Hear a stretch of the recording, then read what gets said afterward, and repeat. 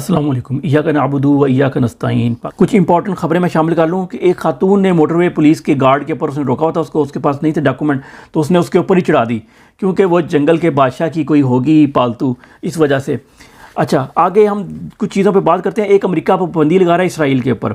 Israel पे पाबंदी लगाने का मतलब यह है कि उनकी एक यहूदा नाम की बटालियन है जो लड़ रही है उधर गज़ा के मुख्तलिफ जगह के अंदर, उसके ऊपर अमेरिका पाबंदी लगाने की कोशिश कर रहा है। देखिए, हमें इस बात का पता ही नहीं लगा अमेरिका पाबंदी लगा रहा है, तो हमें पता लगा कि इनकी एक बटालियन है जो सिविल बंदों के ज़रिए मिला के उन्होंने बनाई है, जो कि गज़ा के अंदर जाके आपने देखे होंगे तस्वीरें, लोगों की लाशों की बेहुरमती और कब्रों की और हर चीज़ की बेहुरमती और इज़्ज़तें लूटना, सब कुछ, ये सब कुछ जो है ना, ये वो बटालियन कर रही है। तो उस बटालियन को अमेरिका जो है ना वो पाबंदी लगाने की कोशिश कर रहा है कि उस पर पाबंदी लगाई जाए, क्योंकि इनमें से बहुत से लोग हैं जो ब्रिटेन से गए हुए हैं, अमेरिका से गए हुए हैं, डुअल नेशनलिटी हैं, तो ये वापस भी जाएंगे। और जो इस तरह का खूनखार दरिंदा जब वापस जाएगा तो उन मुल्कों के अंदर क्या कर सकता है, ये मुल्क जो है ना, ये उस पर नज़र रखी हुई है, बेवकूफ़ नहीं है ये हमारी तरह।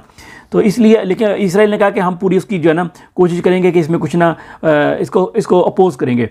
22 लोग आज गज़ा में शहीद हुए हैं। बहुत इंपॉर्टेंट है, गज़ा की खबर हम लोग बिल्कुल सफ़े नज़र कर चुके हैं। 18 बच्चे थे 22 लोगों के अंदर, और 30 हफ्ते की एक प्रेग्नेंट औरत थी जिसको आपने शायद देखा हो वीडियोज़ में कि उसके बच्चे को बचा लिया गया लेकिन माँ को नहीं बचा सके। इस्माइल हानिया की सिस्टर जो हैं वो गिरफ़्तार हैं, इसराइल के पास हैं। अच्छा, सीरिया के अंदर एक बेस है अमेरिका की, उधर उस पे 5 रॉकेट फायर किए गए हैं, लेकिन वो जो गाड़ी जिस कार के ऊपर रख के रॉकेट फायर किए गए थे, वो बाद में उसको ट्रैक किया गया, तो वो उनको इराक से मिली है, यानी उसके बॉर्डर के ऊपर हमला हुआ है। अच्छा जी, $95 बिलियन का अमेरिका ने जो है वो कर लिया है। उनके सेनेट ने पास की है फंडिंग की। क्या फंडिंग है जी? $61 बिलियन यूक्रेन की जंग को देने का उन्होंने फैसला किया है। पहले पिछले चंद महीने से पीछे हट गए थे, लेकिन क्या करें, मजबूरी है, फंसाया जो है रशिया ने। तो $61 बिलियन उधर जाएगा, $26 बिलियन उसके अंदर इसराइल को जाएगा। ठीक है, इसराइल उसमें से $11 अरब एड भी है, और उसमें से चंद $100 मिलियन जो है ना वो उन्होंने गज़ा के लिए, फ़लस्तीनियों के लिए भी रखे हुए हैं कि हम आपकी भी तो मदद कर रहे हैं अगर उनकी कर रहे हैं। तो यही इंसाफ होता है, जंगल के बादशाह का यही इंसाफ होता है, जहाँ भी हो जंगल का बादशाह। अच्छा, और बाकी $8 बिलियन ताइवान और उसका जो चाइना सीज़ है, नॉर्थ चाइना सी है, उधर मुख्तलिफ मुल्क हैं उनके लिए रखा हुआ है, फ़िलिपाइन वगैरह के लिए। उस पर एक वीडियो बड़ी ज़बरदस्त बनने वाली है इंशाअल्लाह। अच्छा जी, मालदीव में जो है मोइज़ो वो जीत गए हैं, वो सदर बने थे पिछले दिनों, कुछ महीने पहले। उनका जो नारा था वो था इंडिया आउट। अब इसको और मालदीव को और उसको सारे साउथ चाइना सी को इकट्ठा कवर करेंगे, लेकिन इंडिया आउट करने पे उन्होंने इंडिया को निकलने का हुक्म भी दे दिया हुआ है। इंडिया में बड़ी इसके ख़िलाफ़ है। तो लेकिन उनका अब वो इलेक्शन था अगला, उनमें इलेक्शन में उनको 66 सीटें मिल गई आउट ऑफ 90 तकरीबन। तो उन्होंने 2/3 मेजॉरिटी ले लिया उधर इंडिया आउट के नारे के ऊपर। तो इंडिया में अब खामोशी छा जाएगी इंशाअल्लाह। जापान में 2 हेलीकॉप्टर जो हैं वो टकरा गए हैं, वो ट्रेनिंग के लिए कर रहे थे, तो एक शख्स हलाक हुआ है और बाकी ज़ख्मी हैं जो ट्रेनिंग से आपस में टकरा गए हैं।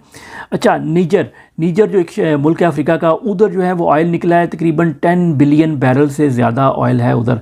तो अब उधर भी लगता है खाना जंगी स्टार्ट करवा दी जाएगी जल्दी, क्योंकि ये ऐसे ही होता है, जिस मुल्क में निकला है उस मुल्क, अफ्रीका में जिस मुल्क से तेल निकला है ना, उधर खाना जंगी की नज़र हो गया। वो सूडान हो या कीनिया हो या कोई और मुल्क हो, सब में ऐसे ही हो रहा है।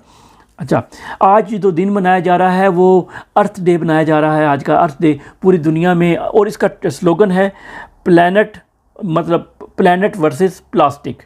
और इसके लिए कनाडा में एक कॉन्फ्रेंस भी होगी कल को, जिसमें वो चाह रहे हैं कि एक ट्रीटी बनाई जाए जो इसमें तमाम दुनिया के लोग साइन करें कि कैसे और कब तक हमने दुनिया को प्लास्टिक से पाक करना है। अच्छा, हम लोग तो कह रहे हैं कि हमारे मुल्क में टूरिस्ट आए हैं, लेकिन कनेरी आइलैंड वाले जो है ना वो कह रहे हैं कि हमारे मुल्क, उन्होंने एहतजाज किया अपने मुल्क में, उन्होंने कहा जी यार हमारे मुल्क से टूरिस्ट को निकाला जाए, कम आए, एक लिमिट लगा दी जाए, उससे ज़्यादा टूरिस्ट ना आ सकें, क्योंकि उससे इन्वायरमेंट और हमारे जो माहौल है और जो फैसिलिटीज़ होती हैं उन पर काफ़ी दबाव पड़ता है।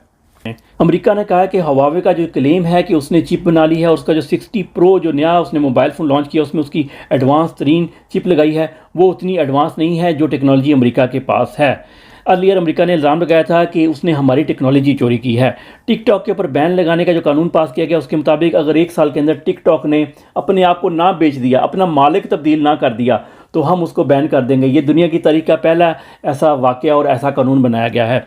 मलेशिया ने दुनिया का सबसे बड़ा सेमीकंडक्टर यानी चिप मेकिंग पार्क बनाने का फ़ैसला किया है। इसके अलावा टेस्ला ने चाइनीज़ कंपनी का मुकाबला करने के लिए अपनी कारों की कीमत अमेरिका के बाद यूरोप और चाइना में भी $2000 कम कर दी है।